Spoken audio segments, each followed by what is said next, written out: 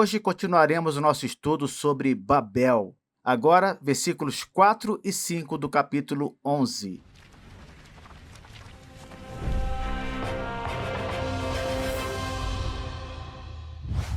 Gênesis 11, 4 diz assim: E disseram, vinde, edifiquemos uma cidade e uma torre, cujo cume toque os céus, e façamos nome para nós, para que não sejamos espalhados sobre a face de toda a terra. Perceba aqui pelo versículo 4 que a intenção daquele povo rebelde não era simplesmente construir a Torre de Babel, mas uma cidade. Onde estaria essa torre? Veja o início do versículo. E disseram, vinde, edifiquemos uma cidade e uma torre. Por que é importante saber isso? Porque eles não queriam fazer uma obra e simplesmente continuar sua jornada pela face da terra. Não. Eles queriam se estabelecer ali, morar naquele lugar. Não queriam cumprir a ordem de Deus para ocupar o mundo. Por isso que dizem no final do versículo, para que não sejamos espalhados sobre a face de toda a terra. Então, agora você sabe, estavam construindo uma cidade para se fixarem ali, e essa cidade teria uma torre que supostamente chegaria ao céu para engrandecer o nome deles. Não havia qualquer interesse em obedecer a Deus ou buscar a glória do seu nome. É claro que essa torre que chegaria até o céu é uma linguagem hiperbólica, uma linguagem de exagero. A ideia é que eles fariam algo tão alto que os levaria a alcançar até mesmo o lugar onde Deus está. Compreende? Eles queriam se igualar a Deus. Popularmente, não se diz que Deus está no céu, lá em cima? Então, eles queriam poder dizer, nós também chegamos ao céu com a nossa torre. Quando estas pessoas diziam, façamos nome para nós, querem dizer, vamos fazer algo que deixe a nossa memória, o nosso legado, que marque o nosso poder. Que coisa, hein? A humanidade anterior ao dilúvio foi destruída por sua rebeldia, sua falta de interesse em obedecer a Deus. E agora, não muito depois do dilúvio, esta mesma humanidade repete seu erro. Versículos 8 a 10. E Cuxi gerou a Nimrod. Este começou a ser poderoso na terra. Ele era poderoso caçador diante do Senhor, e o princípio do seu reino foi Babel. Nós já sabemos que esse Nimrod, descendente de Cam, provavelmente foi o primeiro ser humano a escravizar os seus semelhantes. Ele também foi aquele que fundou Babel, o líder daquele movimento. Uma das maiores tentações humanas tem a ver justamente com a questão do poder. Geralmente, todo homem e mulher que se deparam com isso acabam cedendo aos seus desejos pecaminosos e se esquecendo de que o verdadeiro poder deveria pertencer somente a Deus, não aos homens. Não é à toa que a maioria daqueles que alcançam uma grande posição de destaque acabam se esquecendo do Senhor. Conforme a tradição rabínica dos rabinos judeus, Nimrod foi aquele que instigou a construção da Torre de Babel. Ele teria sido, de fato, o líder da rebelião registrada em Gênesis 11. Para Flávio Joséfo, judeu do século I, e Agostinho, um dos pais da igreja, Nimrod era visto como um tirano que queria dominar a humanidade através de um projeto urbano e centralizado. Isto é, o homem queria acumular domínios, construir cidades-estados aqui e ali, queria formar o primeiro império. Sabemos que muitos e muitos seguiram nessa mesma linha. Basta olhar para os impérios da antiguidade e os impérios que existem até hoje. Para João Calvino e Matthew Henry, cristãos reformados, Nimrod representa o poder humano desvinculado de Deus. A tentativa constante que o homem pratica de construir um reino próprio, só seu. A arqueologia identifica a Torre de Babel com o chamado Etemenanque. O que é o Etemenanque? É um templo pagão que foi construído na Babilônia por Nabucodonosor. Esses templos pagãos da Babilônia eram chamados de zigurate. Eles tinham uma forma, um formato que lembra muito as pirâmides do Egito, porém com formas mais quadradas. É claro que essa construção de Nabucodonosor não tem nada a ver com a Torre de Babel, porque a Torre de Babel foi construída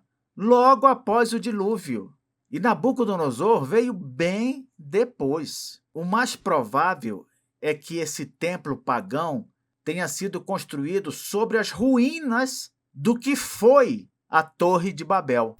Os zigurates babilônicos, porém, eles têm uma semelhança muito grande com a famosa Torre de Gênesis 11. Por quê? Porque eles representam uma ligação entre céu e terra, entre o humano e o divino. Infelizmente, para esses pagãos, é impossível que uma obra humana alcance o céu onde Deus habita. O céu que Deus habita, aquele que nós chamamos de terceiro céu, só se chega a ele por intermédio de Jesus Cristo. Por isso que nosso Senhor falou ao ladrão da cruz: hoje mesmo estarás comigo no paraíso. Se não for por meio de Jesus, é impossível chegar lá. Por mais alta que seja uma torre construída neste mundo. Veja como é o homem quando ele começa a desenvolver tecnologia, começa a crescer no conhecimento das coisas. Como eles viram que tinham poder técnico para construir uma cidade e uma torre, eles já quiseram utilizar esse conhecimento para o mal. Como eles se incomodavam com a superioridade de Deus sobre eles, queriam uma torre que tocasse os céus, para poderem dizer que eram equivalentes a Deus. Como a ambição deles não tinha limites, queriam um nome que fosse maior do que todo outro nome. Foram enganados pela ilusão da autossuficiência. Acreditaram que não dependiam de Deus. Cederam à tentação da autoexaltação, como Satanás, como Adão e também como Eva. Eis o perigo do poder centralizado. Toda rebelião humana segue esse padrão. Os homens acumulam poder para si, centralizam o poder neles mesmos e, consequentemente, buscam a autoexaltação.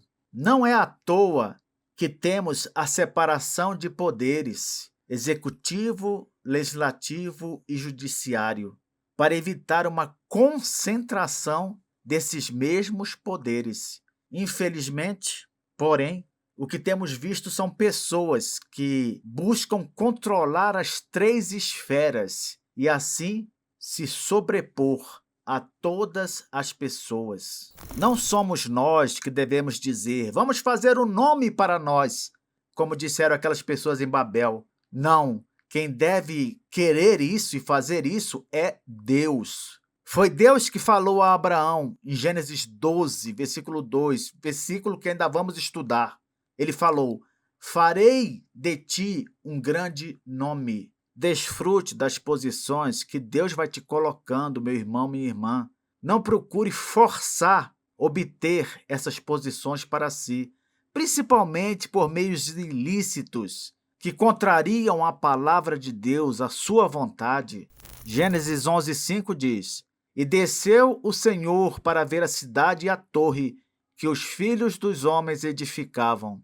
Essa linguagem antropomórfica que dá a Deus características humanas, dizendo que ele desceu para ver a cidade, é uma forma simplificada de nos dizer que Deus simplesmente deu atenção ao que estava acontecendo.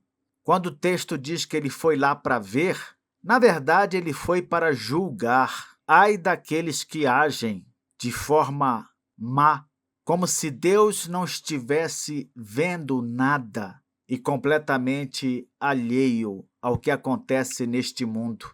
Por isso que o apóstolo Paulo vai dizer em sua epístola aos Gálatas: de Deus não se zomba.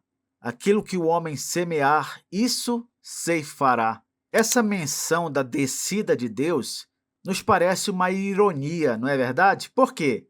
Enquanto que os homens tentam alcançar os céus, no final, Deus desce para vê-los. Esses homens não conseguem nem chegar perto do céu, e Deus já estava observando. Um princípio que nós podemos extrair daqui é o seguinte: o nosso Deus, ele jamais ignora as rebeliões humanas. Não, ele as observa, avalia e intervém no tempo certo. Não é no nosso tempo, não. Não é na hora que queremos, não. É no tempo certo, no tempo dele. Curiosamente, aquilo que parecia grande aos seres humanos era muito, muito pequeno aos olhos do Senhor, porque a soberania divina, ela é absoluta. Deus acabou com a alegria daqueles rebeldes com apenas uma decisão. É isso que veremos na próxima aula.